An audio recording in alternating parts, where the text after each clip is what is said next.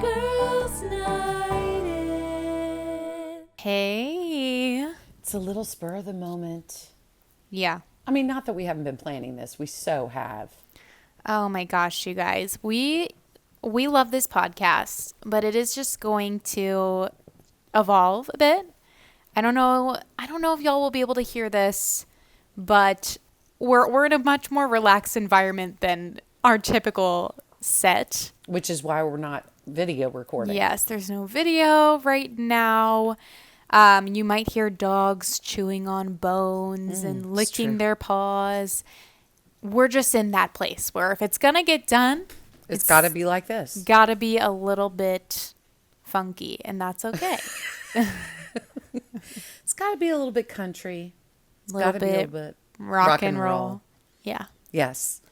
Well, we've been planning on doing this movie since we started thinking about the podcast because it is an annual movie for us, right, Elena? Yes. Every October, we break it out. What do we do, Lou? Tell our audience what we do every October. Every October on a chilly autumn night, once a year, we'll curl up under the harvest moon. Oh, boy. Cut ourselves a slice of pecan pie. Pecan. Pecan. Pecan. Yeah. Let us know, y'all. Do Are say you pecan? Pecan or pecan? Yes. But I will tell you, it's the first time all year that we're allowed to have it is when we watch this movie. Yeah, if you eat a bite of pecan pie before Practical Magic Night. You said it. Practical Magic. It is Practical Magic. I'm sure it's going to be in the show notes. So whatever, you already knew. It's Practical Magic. Well, yeah, that was just You're practically magic, honey. That was so anticlimactic, but I was building to that point. I knew you were. Can you think of how many years we've done that? How many years do you think we've done the annual Practical Magic? I mean, the furthest I can think back is 16 for me, but I'm sure it's been longer than that. Okay. At least middle school. Okay. So probably a good 10 years or more. Yeah. That this is as a matter of fact, when Elena went away for her missions trip, we did it before the end of when did you leave for a mission trip? Like September 17th? Yes, we had to do it before even September. And that was the only time we broke protocol. Right, because usually it's you gotta wait till October. Gotta wait till October. So things have been a little bit crazy. Elena, tell us about what's going on in your life. I know. So if you're like, girls, why is the podcast so janky right now? Why are you guys using your iPhone headphones and sitting on your living room couch with dogs crunching away? And you know what? Life is just so chaotic right now. Mom's having just a rough school year. We're going to be honest. Things are not going well, people. It's not great. I am in grad school. I work full time, and we just confirmed that we are moving to a different state. Crazy. So we're moving to Florida. Ooh, Luann. So yeah, we're moving, and we're moving very quickly. We're going to be moving in 3 weeks. So lots going on. We wanted to get this episode out, but if we were going to do it, it was just going to have to be done our way, and that's the way it is. And that's okay, Elena. And so if you're sticking around with us, you're a real one. We love you, and we hope you're going to enjoy our Halloween special. The ROs, the real ones. Yeah, the OGs. The OGs, the ROs. All right, Lou, we're going to jump right into Practical Magic, darling. Let's do it. Practical Magic, which stars who, Elena? Nicole Kidman, Sandy B, and Stockard Channing, we love, and Diane Wiest, double love. Just a great cast, friends. Yeah. All right, let's just go ahead and say we're going to start by telling you that it is a novel.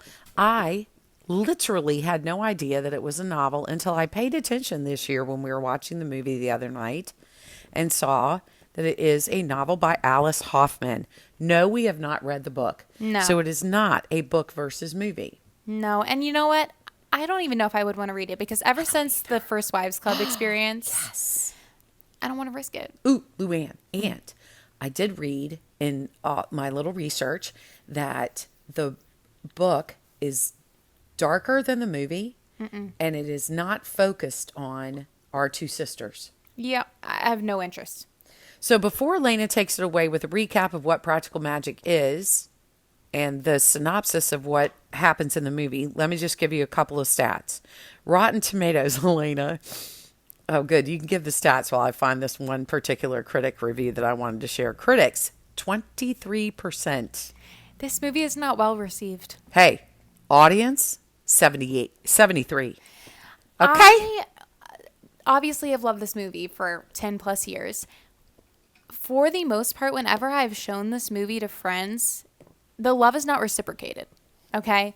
And for a while there, I was like, oh my God, I'm the only one who loves this movie. But then I get on TikTok, right? Oh. And realize, oh no, there are a lot of people obsessed with practical magic. Thank you. Our people exist. They do. You know? They absolutely do. And we're going to talk a little bit more about why people may be practical magic averted. Yeah. I'm sorry. PMA, practical magic averted. The movie came out in 1998 in October. So maybe, that makes sense. I will say, listen to this, guys. The budget for the movie was $75 million. It only brought in 63.8. Is that including like DVD sales? And all of that? Box office. Box office, okay. So, but this is back in the day before Streaming services. yes, or Netflix or Redbox. Yeah. So it's not like people were just going out and renting it and they were making back the money. I mean, I guess you had Blockbuster and that kind of stuff. Ooh, throwback words. I love it. Okay, Elena, take us into the synopsis. Okay, y'all. I don't know if you can tell. I'm a little tired today, so it may not be the best synopsis I've done, but I'm gonna give it my best. You got this, girl. So we've got Sandy B. We've got Nicole. First the movie starts out with generations back. There's this one witch in the family where it all starts with her. She escapes the guillotine. And did I say that right? Guillotine? Well, I think she was getting hanged, wasn't she? Yeah. She escapes the rope and she hides away on this secluded island. Well, meanwhile, where she's on this island, she is pregnant with her lover's baby, but he never returns to save her. So in a moment of emotion, she puts a curse on all the women in her family that whatever man falls in love with them will be cursed and will fall under this curse, and he will never make it. They'll have their moment in the sun, but then the beetle is going to show up and he's going to die. Death Watch Beetle. Yep. And so then we jump forward generations. It's little Sandy B and a little Nicole, their children.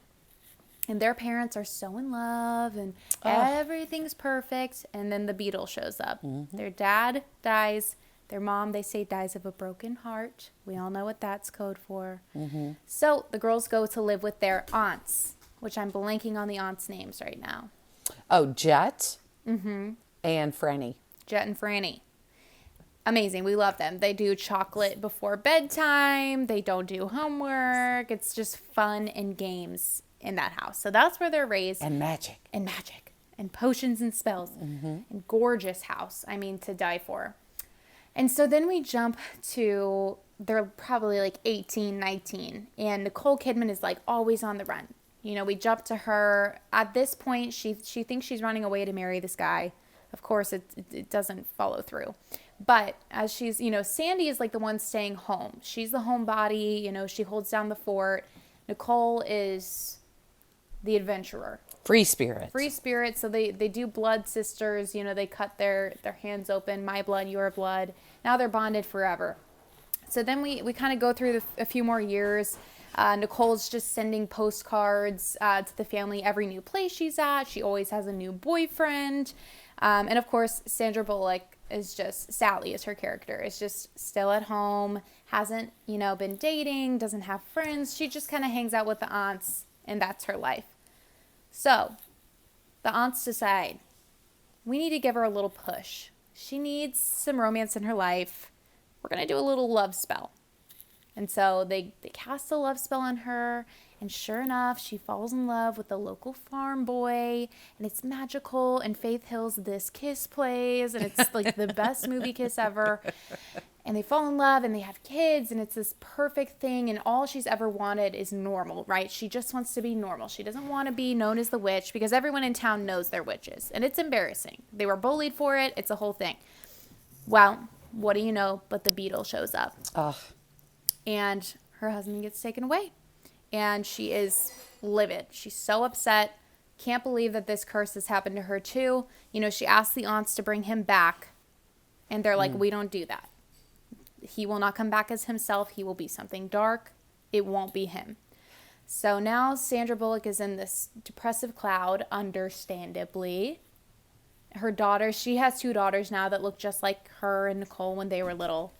And so they go to move in with the aunts. And now Sandra's like pissed at the aunts. She's like, you did this to me. You made me fall in love with him. And now you won't even bring him back. So we're not going to have magic in this house. We're not going to have brownies before bed. And we're going to do our homework and have our teeth brushed on time. So that's where we land. And meanwhile, Nicole is in this relationship. It's super sexy at first, but then it starts to get a little too much. Super toxic. I don't know. Do I give the whole synopsis? No, or do I let's just leave it off? You know what? I think that's a great place. That is a great place. We'll leave it at Sally gets a call. Before the phone even rings, she knows Jillian is Nicole Kidman. Jilly is in trouble. And so now Sally needs to go and save her. And that's where we'll cap it. It's okay. So I have a couple of things to say, trivia things to say. This is going to be a little bit out of order because this is just where we are right now, people. Like Elena said. First off, what do you love most about this movie, Elena? Oh my God. So many things, but I think overall the aesthetics of the movie, the music in this movie, and the fashion. Okay, so let me take the very first one that you said because I knew that was probably going to be the case. It's just a vibe. The vibe is so beautiful. It's supposedly set in this small town, but that's called Verbena. Because anyway, but it's actually, they did it in Washington State in Puget Sound. And the house, we are obsessed with this house. Dream house. It's a dream house. Well, people, it is only a shell of a house. It was erected only for the taping of the outsides of the house. It was torn down after the filming.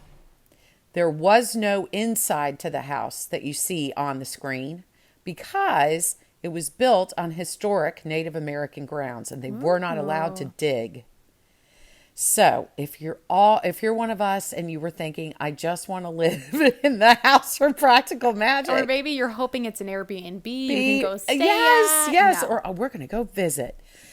You can't. It's gone in. And reportedly, don't know if this is true or not, but they did say on a website that I found that Barbara Streisand reached out after she saw the movie and wanted to buy the house.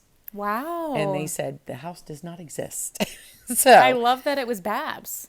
And all of the trees and flowers that you see in those scenes are not real. They are silk.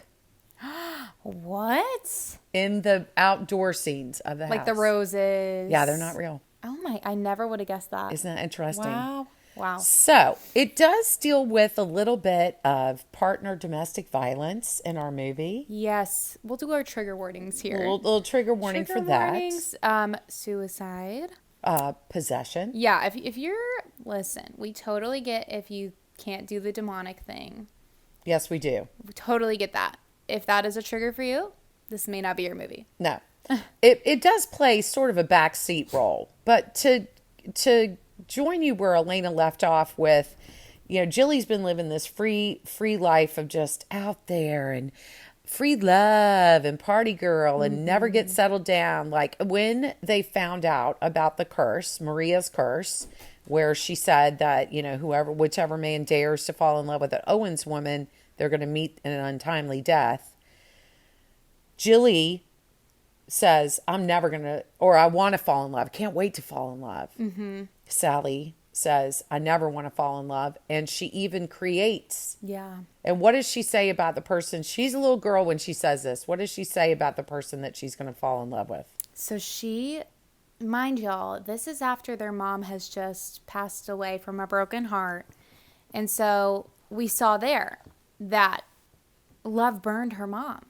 And love has burned so many women in their family for generations. On top of it, they even show a neighbor that shows up that, uses the aunts, asks for the aunts to put a love spell on a married man so she can be with him and he'll leave his wife. And so they're witnessing all of this, and Nicole's like, well, I can't, or Jilly is like, I can't wait to be in love. And Sally's like, I never will let myself experience this. So she comes up with a man that doesn't exist and casts a love spell on herself to fall in love with someone who she thinks would never exist.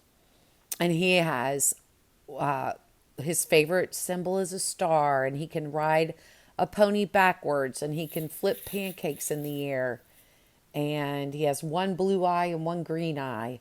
Like these, she just makes up this man that she thinks, oh, it will never happen, so I don't ever have to worry about actually falling in love. Yes. Now, back to the Death Watch beetle. There is such a beetle. What do you mean? There is a beetle that is called the Death Watch beetle. The sound that the beetle makes in practical magic is like a cricket kind of chirpy sound. A Death Watch beetle, actually, you can't hear them because they burrow. So, not that you know what we're saying. I'm like, does the bite kill you? Or No, it does not. They're not Okay. poisonous. It's just folklore has said that they actually do announce when death is about to arrive. Oh, like if you hear the chirp, which must be rare, it means that someone has died. Somebody's going to die. Yes. So they, let's pick up where Sandra Bullock's husband, Michael, has been killed in this tragic accident. And now they go back to live with the aunts. Did you understand it as they went back to live with the aunts so that the aunts could help her raise the girls, or because she couldn't afford to live by herself? I thought it was a little bit of both. You did. Because I don't know. I mean, it seemed like they just opened the shop. So maybe it was like, we've just put all of our money into this store, and now we don't have two incomes anymore. And maybe she sold her old house to foot the store. Okay, I could see that. They never clarify. They don't clarify, because I find it just a little bit confusing that when they move in, that she's like, we will not do magic in this house. They will go to bed at a proper hour. There will not be any chocolate. It's like, well, then why are you moving in? Yeah, I think it was like a last resort kind of thing. I gotcha. Yeah. So these her two little girls and herself move back in with the aunts, and she takes to the bed. Yeah. Because she's just forlorn, can't figure out what to do now that she doesn't have this man that she loves so much. And the girls her daughters are really accepting of that. They're okay. You know, they're just, and the aunts are just kind of raising them. But one of my favorite scenes in a couple of cases is when the girls know that the other one's in trouble without ever hearing from them. They just feel it. Yeah, it's almost like their little scar where the blood brothers thing will hurt. Yeah. Ache or something. Yeah. So Jilly realizes that Sally needs her. And we kind of get the impression that Jilly is in Florida or something, because it's like it was warm. And I think she's in Miami or something like that. So she is with Jimmy Angelove. Angelove. And he is that kind of obsessed where he doesn't even want her to go to the bathroom without him. Yeah, he's like, I'll go with you. So because of that, she's like, all right. At first she thinks it's cute. Oh my God, he's so obsessed with me. He worships the ground I walk on. So she gives him a little belladonna, which in this world is sleeping elixir. And it's a real like herb that can make you fall asleep. So he's huge on tequila. So she spikes his tequila with the belladonna so he'll fall asleep, so she can get a little ounce of alone time from this man. So she feels her scar burn, and she knows that Sally needs her. So she puts belladonna in his tequila, like Elena said, and she gets in the car. Great song, right, Lou? Yeah, Joni Mitchell, Case of You. This You. whole soundtrack is so fire. Stevie Nicks, all kinds of good stuff. Yes. So she gets in the car to go to her sister. And I got to say, I think of every scene, this one moment is probably my very favorite in the whole movie when Nicole Kidman shows up at the house. It's in the middle of the night. And again, you know, Sally, Sandra Bullock's character, doesn't know she's coming. And Nicole Kidman just crawls into bed with her. And Sandra Bullock opens her eyes and isn't even like, "Oh, Jilly, you're here." She doesn't even do that. She just looks at her and goes, "I was really, really happy." Yeah. Like she knew she was coming. Mm-hmm. I just thought it's so cool because I am so incredibly blessed that I have those women in my life, you being one of them, that's like, I don't even have to wonder if I knew that I was weepy on the phone, you're going to be at my house. Like that one night that I forget what was going on. And I was having a moment, and like 10 minutes later, Elena showed up at the door with this blanket that we have that has my mom's old clothes sewn into it. And she said, I thought maybe you needed this. You know, those women in your life that are just like, you didn't have to. Yeah, like if I was going through something and I'm laying in my bed and my eyes are closed and I feel someone, not to dog on Greg, but if Greg's not there or, whatever, and I feel someone crawl into the bed with me, I'm going to know it's you. Right. Like I'm just going to be like, Mom's here. Yeah. I just love that. I've always loved that scene. Even before I knew you were moving, baby. No, I love that scene too. And I love, I don't know if I love that it's all just kind of in one night. Like she comes there. I do too. They like, she doesn't even say hi. Like Jilly doesn't even see the aunts. She doesn't even see the little girls. Mm-hmm. She just crawls into bed with Sandra, with Sally. They have one of those girls' nights where you talk all night, and one moment you're crying and one moment you're laughing, and they're sitting in front of the fire, which that bedroom, hello. Beautiful. So beautiful. And she's telling her about her new boyfriend, and Sally's telling Jilly about the life that she had, and before you know it, the sun is up and Jilly's already, gone. Back, wanderlust, back on the road. Another great moment is at the end of that scene before Jilly leaves, they're laying in bed together and Sally's what we think is asleep. Mm-hmm. And Jilly does not say, mouths, "I love you." And Sandra, with her eyes closed, says, "I love you too." Mm-hmm. I just love it. Telepathic, is that the word? Like yeah. twin language, or whatever that they which talk about. We never find out if they're like supposed to be fraternal twins or if they're just if they have an age gap or not, because they could be twins, just could be not identical. They could be. I kind of assumed because of the daughters not being twins, Sally's daughters not being twins, that it was the same kind of age separation, like maybe less than 2 years. Yeah. Exactly. Maybe Irish twins. I don't know. Yeah. So Jilly goes back to Jimmy, and there's a little bit of a montage where you start to realize that Sally's starting to feel lonely. Mm-hmm. She's starting to want companionship again. And she writes this long letter to Jilly about how now I'm starting to feel like maybe somebody else might be out there.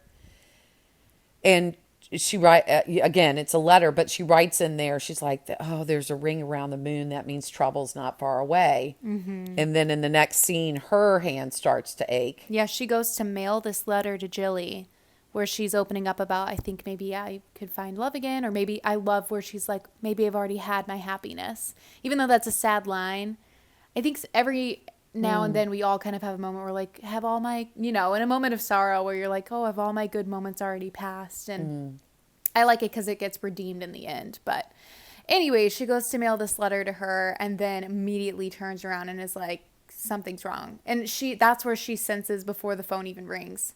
She's like, Jilly. She's running towards the house, and then the phone rings. And and the aunt says at the same time she does, "It's Jilly." Mm-hmm. So like the aunt knows too. So she answers the phone, and it ends up that Nicole is in trouble. She needs her to come get her. Mm-hmm. She gets on a flight. She leaves the girls in her aunt's care. I'm like, I bet that was so much fun. The girls, the little girls, hanging out with the aunties, eating chocolate cake at midnight. So she gets on a flight, goes out there, and finds Jilly in a motel, and she's got bruises.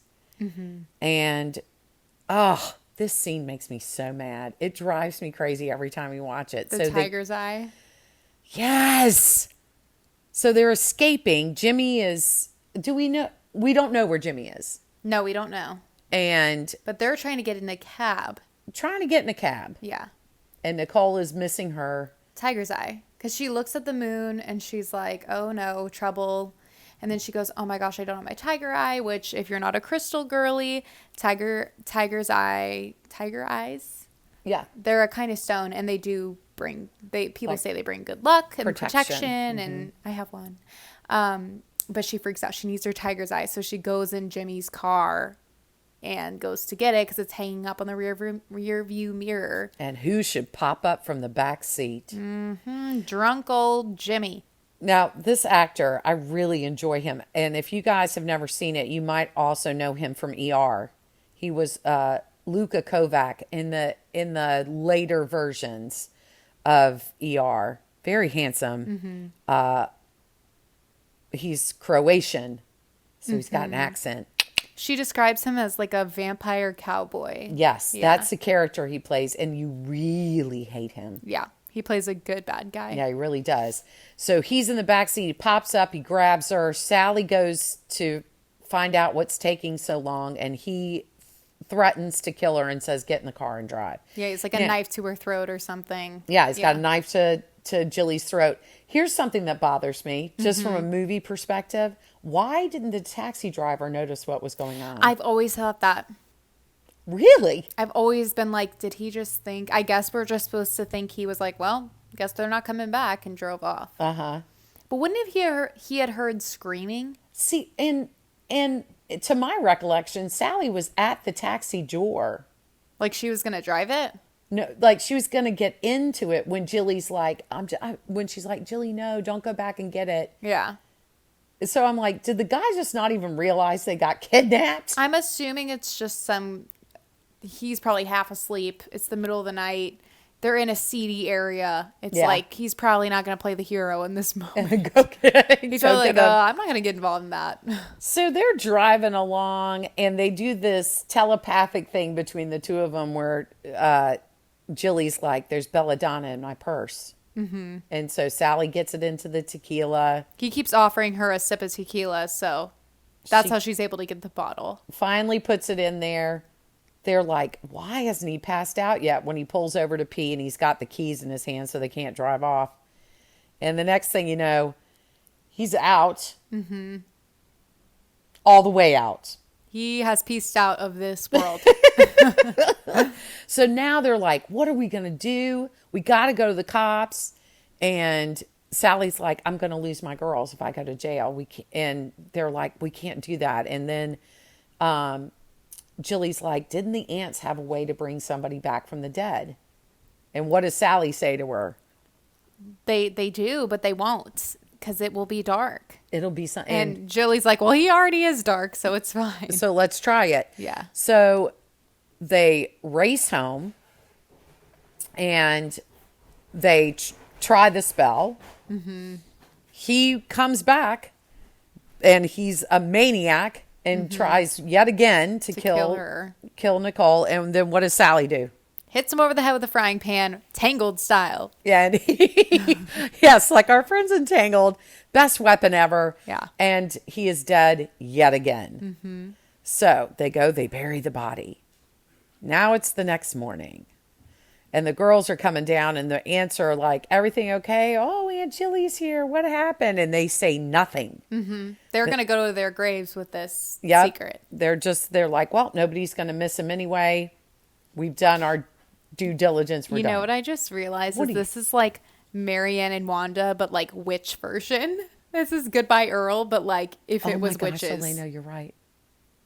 Yes, you're right. And it's literally that. It's literally that. So they think they've gotten away with it.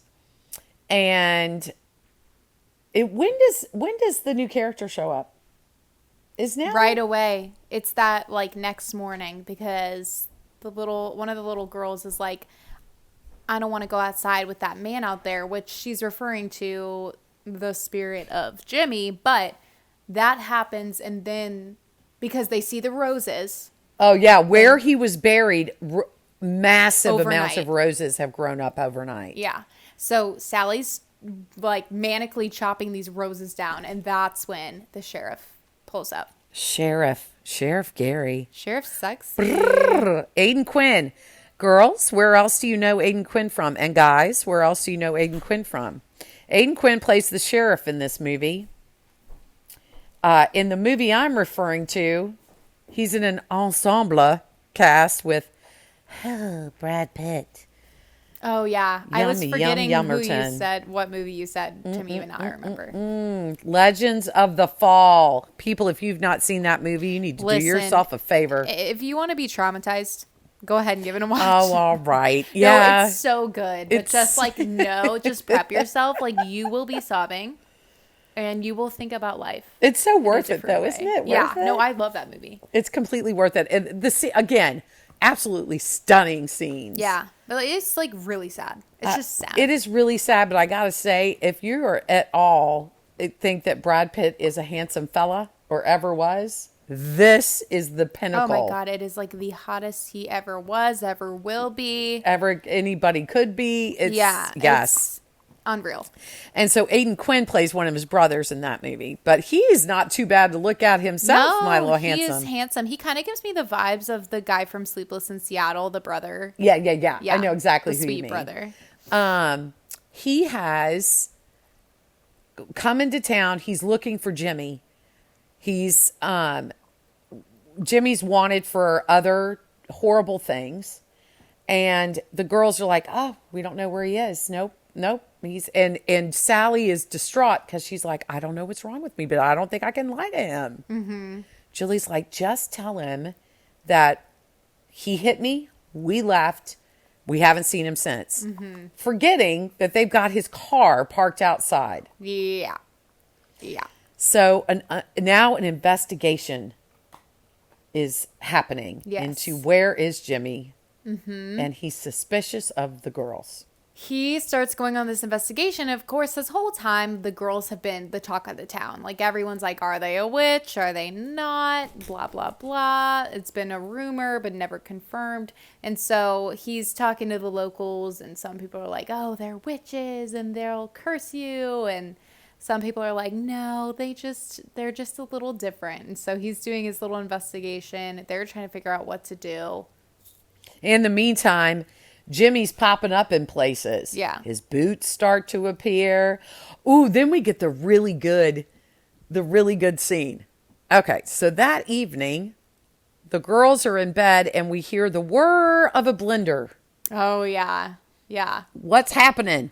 So midnight margaritas. Woohoo! The aunts, and this is so us, or used to be, till we became more sober queens. Me sober, yep. But the aunts are like making midnight margaritas, and the girls know when they hear that blender, it's time to party. So they go down. Of course, it's all the adults. Little girls are in bed.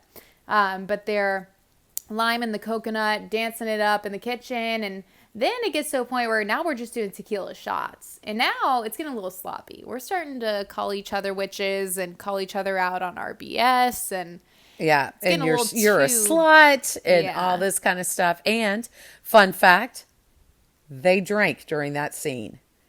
They were doing tequila shots. Oh, painful. And they said from really bad tequila that Nicole Kidman had brought to the set.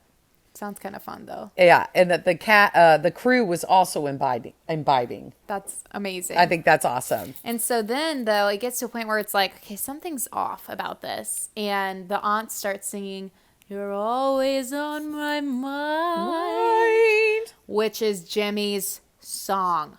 And then they're like, where the hell did this tequila bottle come from? They're like, someone left it on the porch.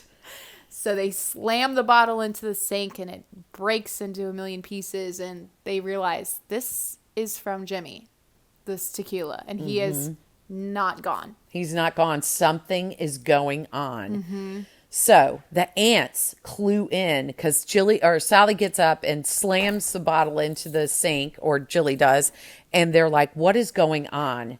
And the sisters were like, we did something that we had to do. It had to be done. And so the aunts, I thought this was very wise, said to each other, we're leaving. They're going to have to clean this up on their own. And they put protection around the two little girls and they leave. Mm-hmm. They're Clean like, up nope, your own mess. clean up your own mess. So the girls are like, okay. Now, meanwhile, you still got Aiden Quinn. Gary's walking around doing this investigating. And we get a little bit of a montage there where you can realize that he's giving Sally some longing looks. Mm-hmm. He's kind of intrigued by Sally and all this, what is this magic nonsense?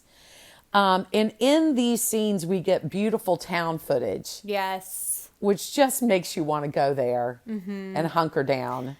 Yeah, and the shop we mentioned earlier, I don't think we clarified. Sally opens this like apothecary shop. It's like lotions and shampoo, and it's all organic because, they have this gorgeous greenhouse. Oh, you guys, the greenhouse alone is worth watching this movie for. If you're a plant girl, you would love this movie. Oh my gosh, they do this beautiful, I actually wanted to talk about the cinematography because at one point in the greenhouse, they do an aerial view.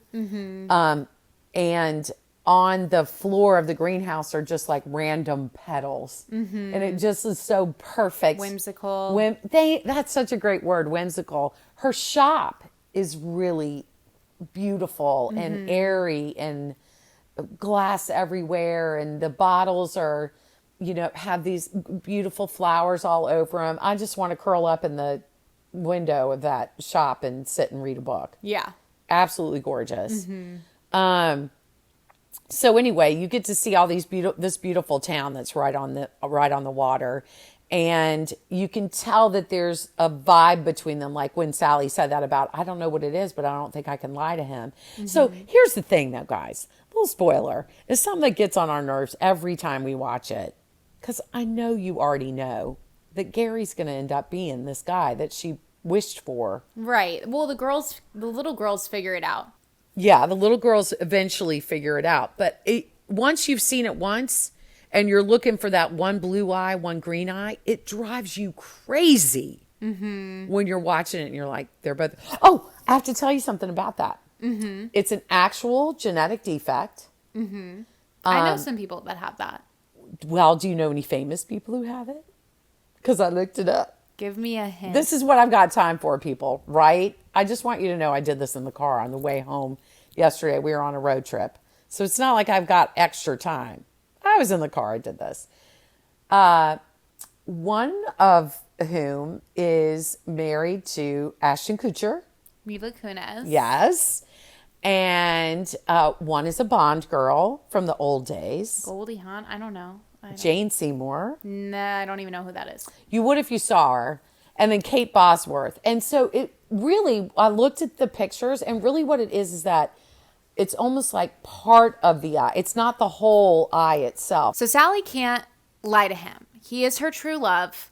They both feel it. So she gets to a point with Jilly where she's like, I'm done with you. I'm going to tell him what happened. Yep. So she goes to his hotel, goes to confess. He's like, he's trying to protect her. He's like, you really should get a lawyer. And she's like, I don't want lawyers. I just want to be done with this. I just want to tell the truth. So she tells him what happened. She leaves Jilly out of it to protect her. And I don't even know how they end up kissing, but they end up oh my goodness, it is out a very spicy scene. so hard on his bed, it's a hot scene. But then she's in his room. They were making out, and she goes, Jilly needs me. So she runs back to the house. Oh my gosh, you guys, this is when we get that scene. Elena. So yeah, this is the scene that already the movie is kind of cheesy, but this scene seals the deal for the people that we've shown that are this is weird and dumb.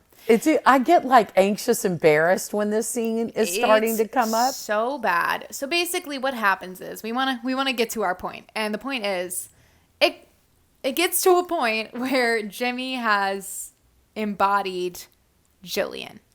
Taking over her body. His spirit is taking over her body. He won't leave her alone. It gets to a point where now the sheriff, Gary, is observing this. He knows that this is out of the girl's hands. This is another dimension that is messing with them. And so now we get to this point where it's we need to get this spirit out of Jilly. And meanwhile, Jilly used her powers to arrange for Sally to be at the top of the parents' phone tree for school. Right. Because nobody in the town likes them. Everyone, they're different and they're just not like everyone else. And so usually she's at the bottom of the phone tree. No one ever calls her.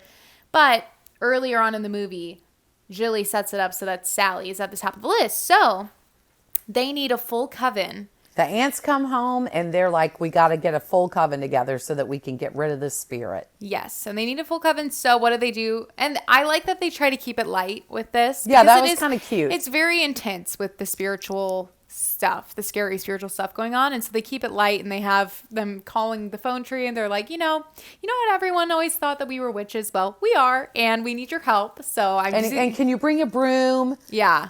And some people don't have a broom, so they like bring a dustbuster. Yeah. And it's kind of like supposed to be like a Mary Kay party kind of vibe, Yeah. but but with this serious like Little pampered chef, but we're going to boil up a special recipe here. Yeah. So it gets intense, but they keep it light with those moments. But they all, get in a circle and start chanting to get the spirit out. But they realize they're in the process of getting the spirit out of her. They're killing Jilly. So, Sally has them stop. She gets on the floor with her. And what really breaks it is my blood, your blood. She cuts their hands open again. Their blood joins together while everyone's chanting. And somehow it breaks the curse. It breaks the whole curse. All the way back to like the lady on the island. Yes, Maria. So now it's like the Owens women with the men they fall in love with, all of that broken. One of the things that is really another one of my favorite scenes is before Gary leaves because he doesn't want to arrest her, and he's seen that there's nothing that they've done that really wasn't warranted. So he's like, I'm going to go take care of what I need to take care of. You take care of what you need to take care of. And he's got the letter that she wrote to Jilly where she's saying, maybe my love is gone and da-da-da. And he's like, maybe this isn't going to work. Maybe I feel it too. I think there's something going on between the two of us. But maybe we should just see what happens if we go back and do our separate things. And she breaks down and she's like, I wished for you. And then he's walking away. He's like, I wished for you too. And curses only have power if you let them, if you believe in them. But I just love that. I wish for you too. I know. Again, with the Tangled, because it makes me think of you were my new dream and you were mine in Tangled. It's so good. Yeah, it's so good. It's so good. So Doesn't hurt that he's so good looking. They break the curse. They banish the spirit. It just breaks into dust. And Jilly is back, better than ever, baby. And everything is back to normal. Yep. And then our sweet man shows back up again. And they've got... Oh, and the death was ruled accidental. Oh, yeah. Death totally ruled accidental. So now we're free and clear and we can see each other and fall in love. And they wrap it up with a little bow like Elena and I like. Golden bow. Because we get to see them together at the end, and he's playing with the girls, and he picks up one of the girls. And they fly off the roof. And they fly off the roof. Yep. Because they're witches. So now they've announced it to the town, which, by the way, the locals were the ones who played the extras in that. They got paid $40. Oh, my gosh. I love that. I wish I could have been that. Yeah, wanted to give you a couple of other little tidbits I thought was interesting. So Nicole Kidman came to this movie right off of doing Eyes Wide Shut with Stanley Kubrick. Never seen it. Scary? I would not recommend it. Stanley Kubrick is known for intense. That was the one where she was with Tom Cruise while they were married. And some people credit that for breaking up their marriage, this movie. Apparently, he demanded between 70 and 80 takes, Stanley Kubrick, for one scene. But 70 to 80 takes... And then came into Practical Magic where Sandra Bullock's doing it in 2 to 3. And finally the director had to say, you just got to do it. You got to quit doing this. Like, I need another take. Yeah. This ain't Stanley Kubrick. You know, this was my aha moment yesterday in the car where I was like, oh my gosh, Elena. Okay, ready? Okay, so the little girls that play her daughters, not the original little girls, the ones who play her daughters. Kylie, the older one that looks like Jilly. Yeah. Okay. She's famous. Ooh. Okay, am I going to guess? Okay, I don't know that you're going to know her from the television show that she's so well known for because I don't know that you watch it. It's Westworld. I don't watch that. But you do know her voice. Is it a Disney? It is a Disney. It's a background character in Disney from Frozen 2. She's their mom. Oh my gosh. I thought the lady that played their mom was blonde. She is. In real life? Evan Rachel Wood. Oh my gosh. And that's the little girl that plays Kylie, the older sister. Why does that make me want to cry? I know. Yesterday when we were in the car, I wanted to tell you so badly. It like gives me a love bubble. I was like, wait a minute. What? It just blew my mind. I was like, no way. So I looked at it. She's got a lot of credits to her name. Oh my gosh. Isn't that kind of cool? So she's a singer too then? Yes, I love her voice. In the Frozen... Yeah, because did you watch the thing? Behind the scenes? Side note, keep this in here. If you guys have not seen the making of Frozen 2 on Disney Plus. Oh my gosh, you guys, I cried. It is so worth your time. Yeah. It's like 7 or 8 episodes, and it goes through how they make an animated movie, all the way through the music and production and what do they call it when they screenings where they show an actual audience and then they get notes back and everything. Yeah. If you get Disney Plus, you've got to watch this. It's so good. And I remember the scene where I remember seeing her because her and Kristen sing together, or her and Idina sing together. And that's her. That's so cool. Isn't that cool? Yeah. So Elena, let me ask you a couple questions before we go. Okay. Why is this movie special to you? Like, would you have liked it if it wasn't our tradition? I think it's special. Okay, first of all, they remind me so much of Aunt Lisa and Aunt Lori, her sister. Just the way they look, because one has red hair and one has black hair, and I just always in my head I'm like, that's Aunt Lisa and that's Aunt Lori. Like I just always attributed them to them. Yes. So I think because of that, I just felt like, oh, I know. I just felt like I knew them, kind of. And so it felt like homey because of that. And then also it's beautiful and magical. And who doesn't love a little witchy stuff? I mean, I love Jesus, but I love witchy stuff. And I think it's okay to have a little bit of fun, magical play stuff. Yes, I do. Okay. I agree with that. We're Harry Potter people. We go to church, but we love Harry Potter. It's so true. So anyways, I love that aspect and the greenery. If you're that kind of girl or guy that's like a plant person and crystals and essential oils, you're going to love this movie. I think that's so cool what you said about Aunt Lisa and Aunt Lori, because the age separation's the same too. Except Aunt Lori's, because I'm assuming Sally is the older one.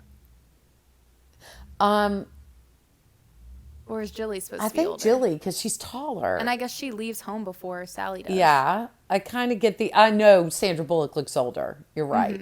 But I think Jilly's supposed to be the older sister. But yeah. That's so cool. I didn't even think about that. I've always been in my head, I'm like, that's them. That's them. And I had a follow-up question to that. So, I've never seen Hocus Pocus. Are they similar? No. I mean, they're similar in that it's a Halloween movie and it's about witches, but this is the overtones of this movie is love and sisterhood and womanhood and friendship, and Hocus Pocus is just a kid's movie. It's oh, it is? It's a kid's movie? It's a scary kid's movie. Watching it as an adult, I was like, how did this not scare me when I was a kid? It's the focus of Hocus Pocus bars. The focus is just ooh, spooky Halloween story, and these scary witches come back to life for one night, and the kids have to beat them. And I didn't realize that. It is a Disney Channel original movie, so it's okay. So it's not. This is way Practical Magic is way more emotional, and there's themes to it. And wouldn't you say it's sort of Nancy Meyer-esque? Yeah. Because you know how Nancy Meyers is all like coziness and like all the little details and like Yes. the architecture and then the interior design. And this definitely has that same detail. You know, the more we talk about it, the more I think that that's really what our genre is. It's just Nancy Meyers and Nora Ephron. It's the houses. It's the style. You know, you mentioned something earlier. You said the music and the clothes.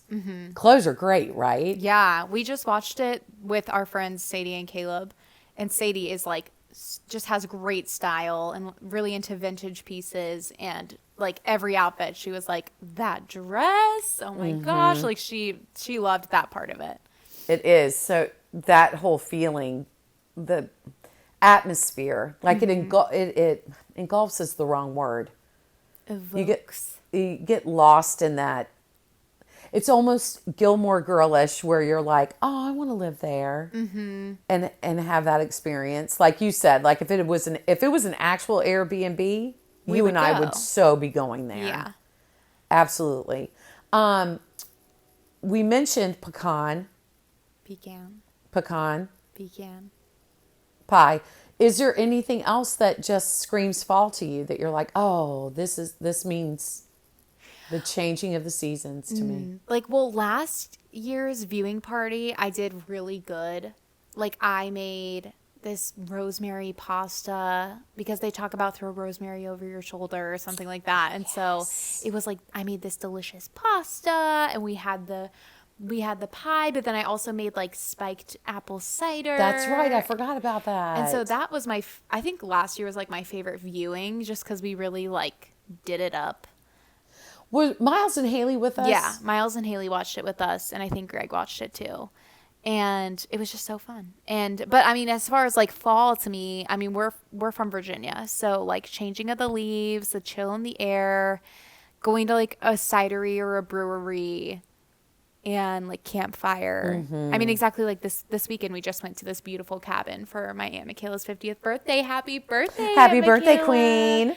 And that is exactly like the just Virginia winery, wine country in the fall.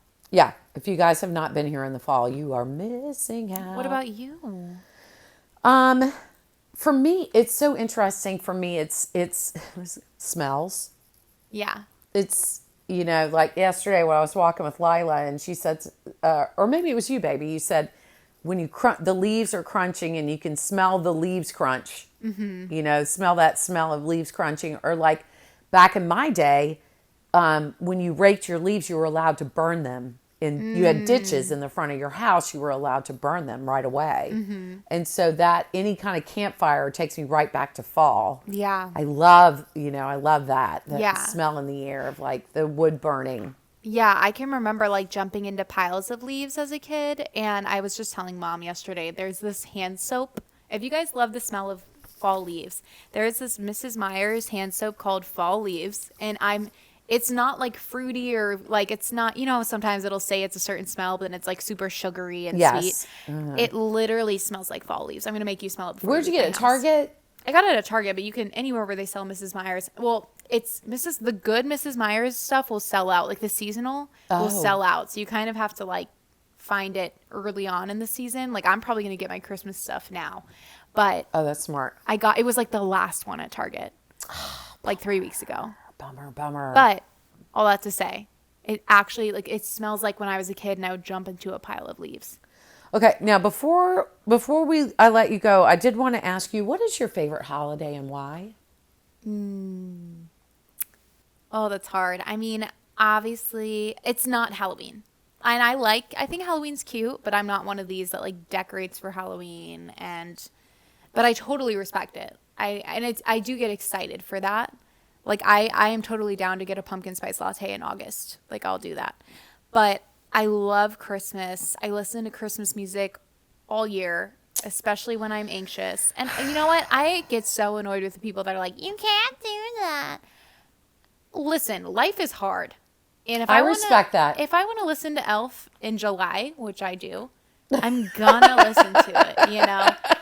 So I love Christmas, but I also love my birthday. I love spring so much, and I love like rainy April and like flowers, April showers brings May flowers. Like I love Easter. So Easter. And my birthday. Yeah. And then my last question for you. Well, I want to know your answer to that. Oh, I'm so sorry. What my favorite holiday is? Yeah. Mine's Thanksgiving, and yeah. it has everything to do with family. I will say I feel like our Christmas last year was magical. That was one of the best Christmases ever. But typically it's Thanksgiving, and it has nothing to do with the food. It has everything to do with tradition of playing games. Do you like the parade on? I don't care. Okay. That is not a game changer to me. For me, when I was growing up, the women would always go for a walk. It was when we got all of the good talking in. You know? Like last year we did that with Aunt Beverly. Like, yeah, you get down to the nitty gritty and really get into some deep conversation. And then we play silly games. And just a lot of laughter and memories to be made. Like just memories just from being together with no outside source. You know what I mean? Where there's not an actual birthday and there's nothing that you actually are doing. Yeah, you don't have to open presents or anything like that. Yeah. Yeah. So I that. do. I absolutely love that. I think my last question is favorite costume, Halloween. There was this one Halloween costume I had when I was like a little girl that like is one of the first ones to pop in my mind. And I remember like being so excited to wear it. It was the pop star outfit. Do you remember that? And it was teal and it had a like white bucket hat, like a white fuzzy bucket hat. And I thought I was the SHIT in that costume. I think I was in like the 3rd grade or something. Oh my God. Like I really can't think of a lot. Oh, the Hershey Kiss. I love this costume. We all, when we were like 2 or 3, wore this Hershey Kiss costume that my mom made from hand, and I'll put a picture of it on our Instagram. But I love that one because all 3 of us wore it when we were like 2 or 3, and I'm going to make my mom make another one whenever I have kids and make them wear it. Do you remember Miles being Thomas? Oh my gosh. Yeah, there was one year where Miles was Thomas and me and Alex got to stay up past our bedtime and help my mom paint the box that was Thomas's body. Oh, he was so cute. I'll put like a photo dump on our Instagram of like all of the past costumes. When I go to your house tonight, we'll take pictures of the photo album and oh my gosh, make a photo dump. So cute. What about you? I know, well, there's the mummy story. I have a tragic story for y'all. I just want y'all to prepare yourselves. You might want to get some tissues or toilet paper. It actually makes well, don't get toilet paper. That's where the story gets bad. You guys, listen. If I tell the preamble to the story, you'll be able to figure it out. First off, I have one brother. For those very few people out there who don't know, I have one brother. He is the best brother on the face of the planet. No offense to Elena's brothers, my sons. My son. My brother Mark is just the best person you could possibly know. And I was incredibly blessed that he was my brother. Anyway. He still is. Growing up, he was so generous. I mean, the kid, seriously, just a great kid. So anyway, one year, this is one of these last minute decisions of I'm going to be a mummy. My mom wraps me in toilet paper. Were you wearing anything underneath the toilet paper? Like leggings, I'm sure I was. You know how it's, don't you guys hate that? When it's cold out. You have to wear a coat over your costume. And you have to wear a coat over your costume. But it's not like that anymore. It's like a Mandela effect. Like I saw this on Twitter where it was like, remember when Halloween used to be cold? Because it's not anymore. Well. And global warming, but anyways. Sorry. I mean to hijack your story. So I'm wrapped up in toilet paper, and what do you guys think happened? It was very tragic. It rained. It rained. So, took all of like 3 seconds for my costume to be ruined. So my sweet brother went out trick-or-treating for both of us, and when he got home, he gave me the best candy.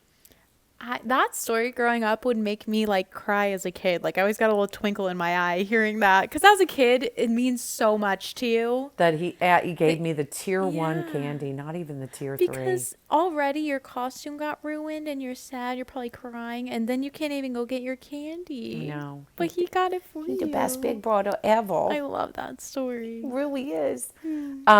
But my favorite was the year I went as Miss America. I know you're shocked and surprised. We got to find a picture of that. Oh my gosh. It's in the photo albums at home. Okay. At Granddad's house. We'll take a picture of it.